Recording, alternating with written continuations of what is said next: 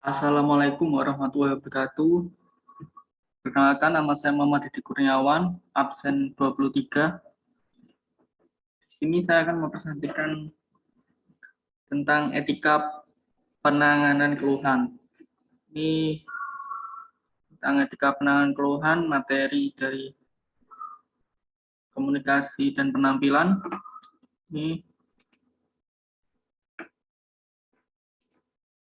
Nah, penanganan keluhan, langsung saja ke cara penanganan keluhannya. Ini bersumber dari Ciptono 2001 menyatakan ada 4 aspek dalam penanganan keluhan itu sendiri.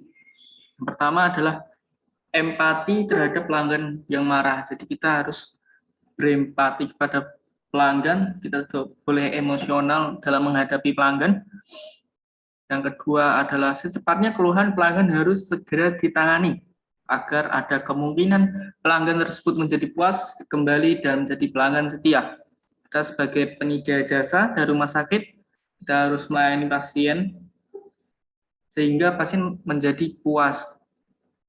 Apabila ada keluhan dari pasien, kita harus secepatnya menangani keluhan tersebut agar pasien menjadi pelanggan setia, kan kita menjadi penyedia jasa tersebut. Yang ketiga adalah keadilan dalam memecahkan keluhan. Nah, ini keadilan bagi si pelanggan itu sendiri maupun bagi instalasi atau penyedia jasa, yaitu rumah sakit. Yang keempat adalah kemudahan bagi pelanggan untuk menyampaikan keluhan. Jadi, keluhan pelanggan bisa dapat disampaikan dengan mudah. Nah, ini lanjutannya, ini adalah prosesnya atau proses dalam penanganan keluhannya. Pertama adalah listen.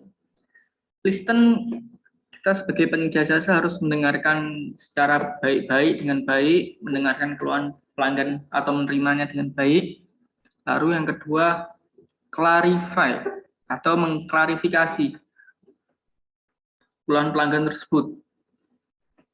Mengklarifikasi apakah benar seperti ini, lalu kita explain, kita menjelaskan dengan bahasa yang sopan, dengan bahasa yang halus, agar pelanggan menjadi merasa dihormati atau diempati. Lalu kita tidak lupa lanjutnya apologize, kita juga harus minta maaf. Sebagai penyedia jasa kita tidak harus tetap baik lah. Lanjut yang terakhir adalah agree atau kesepakatan dalam pemecahan keluhan tersebut. Ada kesepakatan di antara dengan pelanggan dan penyedia jasa. Nah, dampak-dampaknya.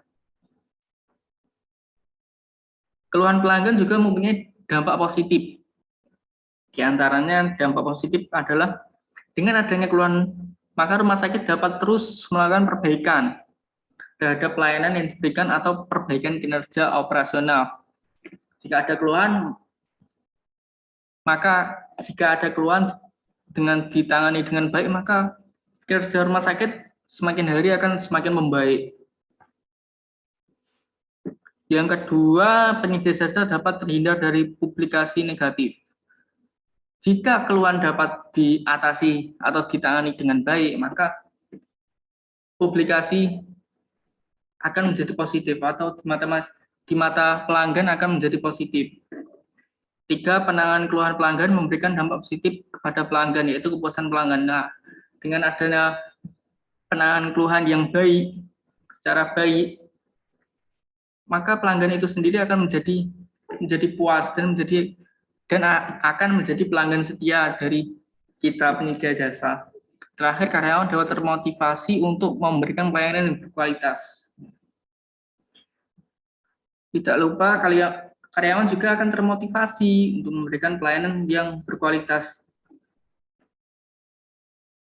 Lalu yang terakhir, ada tidak hanya dampak positif, juga ada dampak negatif dari keluhan-keluhan pelanggan.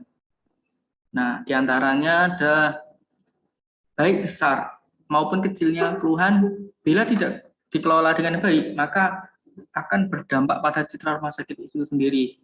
Nah, ini jika keluhan pasien tidak dapat ditangani dengan baik, maka itu juga dapat menjadi citra yang buruk bagi rumah sakit itu sendiri.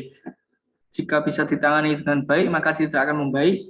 Jika penanganan buruk, maka citra rumah sakit juga akan menjadi buruk.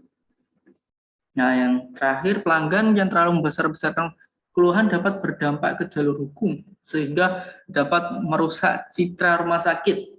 Nah, ini, jika ada masalah baik besar atau kecil itu tidak ditangani dengan baik, maka pelanggan itu bisa hingga ke jalur hukum. Jadi itu jadi bahaya. Nah,